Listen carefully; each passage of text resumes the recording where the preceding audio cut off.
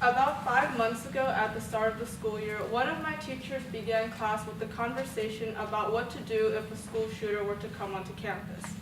She advised that it would be an uncomfortable conversation, but a necessary one. And it was an uncomfortable conversation. A school shooting is frightening enough to just think about, let alone talk about. But we must face it and talk about it if we want to stop them.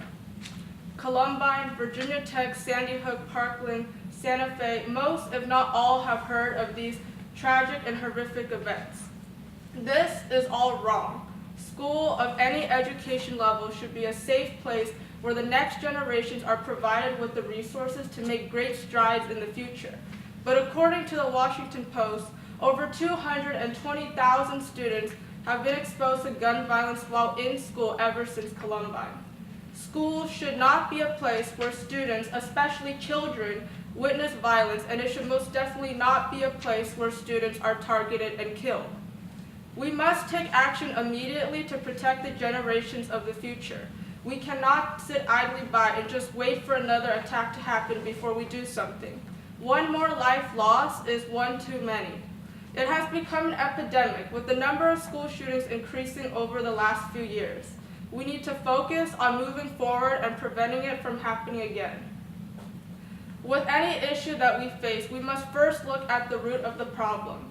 In this case, we must ask ourselves, why do school shooters make the decision to commit such an act of violence? Bear in mind, there's no excuse to justify their actions, but we must understand the reason behind them.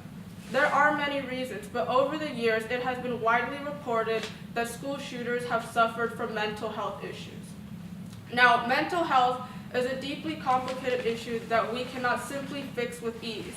However, we must provide adequate resources to those struggling with mental health issues so that they can overcome them and receive the help they need.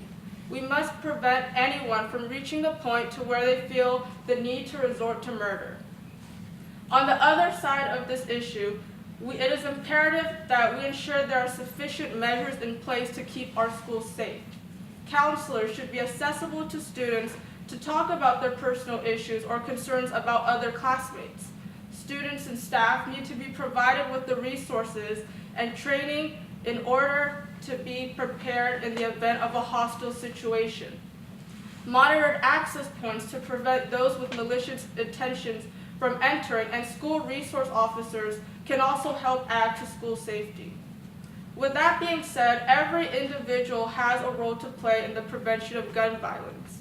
Teachers can be lead facilitators in student discussions about safety and encourage a healthy atmosphere in the classroom by setting rules against hurtful speech and action and by being open to student concerns about their own safety.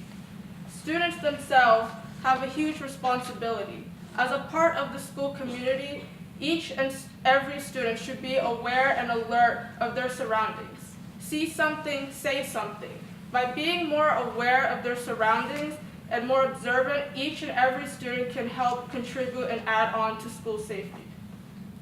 Parents can help talk to their children and ensure that they have someone who is there for them and will listen to them. Concern should be placed on their kids, giving them love while also paying attention to their behavior and interactions with other students.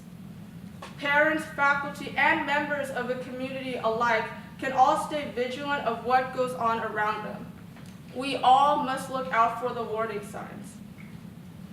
In addition, organizations like the AAUW can especially help with rallying people together and promoting action and awareness for the safety of our students.